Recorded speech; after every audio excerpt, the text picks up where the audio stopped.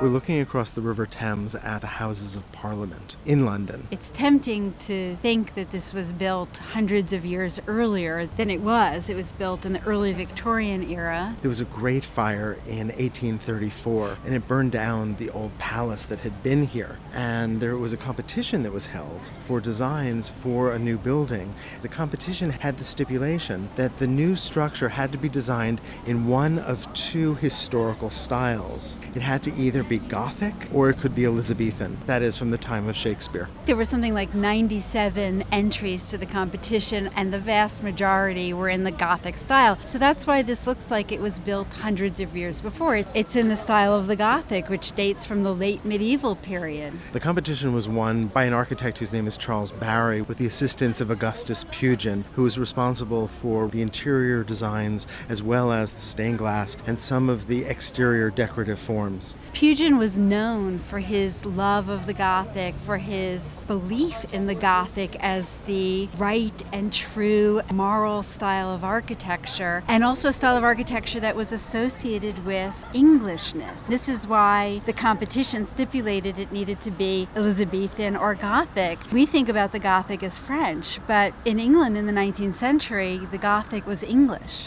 I think it raises the issue, why was the 19th century so fascinated with reviving older architectural styles? What was that about? And of course the reason has to do with industrialization, with the new modern world and the way that unsettled people. Well, the modern era seemed ugly. Period of factories and steam engines. It seemed like there was nothing beautiful about it. When they looked at the past, they saw the beautiful architecture of the Gothic period. They looked at the classical past and they saw beauty. But when they looked around them, they didn't see beauty. They saw the industrial world. This was now a period when you could buy cheaply made goods for the first time, and the old systems of handicraft had been replaced. People had moved from the country where people had learned through apprenticeship traditions of making things, but now things were being produced by factories, and it was an unsettling period. So I think it's natural that people looked back to historical styles, especially a building like this, which was meant to be the seat of government. And is still today the seat of government. This is where the House of Commons meets. This is where the House of Lords meets. This building represents the parliamentary system.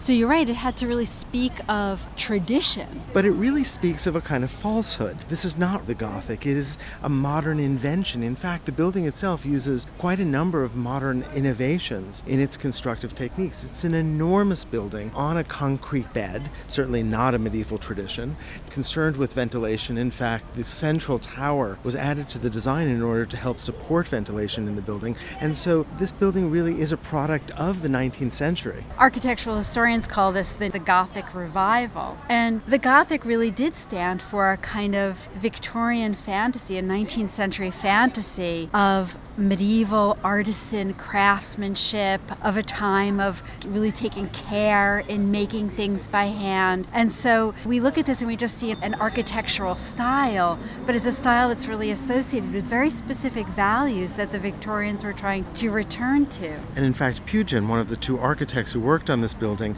published a book called Contrasts, which paired the modern and the medieval worlds, and the modern world did not come out well. It was a deeply moralizing book that looked at the way in which medieval society was full of moral virtue, but the modern society had squandered that. So, for example, there was one famous plate that showed the modern city where the skyline was dominated by factories and smokestacks versus the medieval city where the landscape was dominated by church steeples, that is, by a reverence for God, a kind of moral center. Comparison between a world guided by faith that he imagined was the medieval Gothic world and a world guided by a hunger for money, and he's drawing very stark contrasts. But the Victorians love to do that. They love to compare the old medieval world of faith with the new modern quest for money and fortune.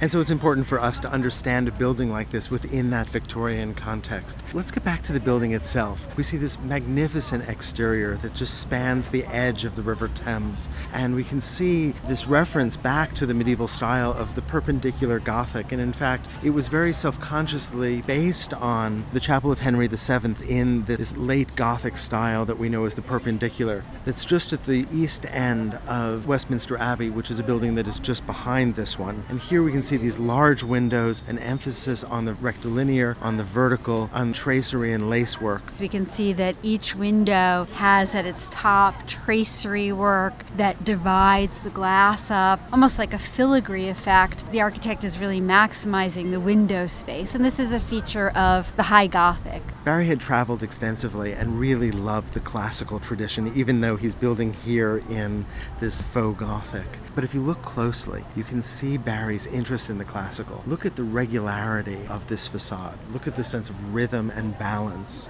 And it's really only the exterior decorative forms that refer to the Gothic style, because the building as a whole is laid out with a kind of symmetry, regularity that is really at odds even with the conception of the Gothic from the 18th and 19th centuries, where the idea of the picturesque, the idea of the organic, the idea of the asymmetrical was so important. So we could say that this is, in some ways, a classical building with a Gothic skin on it. Nevertheless, or perhaps because of this, the Houses of Parliament is just such an extraordinary example of the 19th century's concern for historical style. And an interest in avoiding confronting the modern.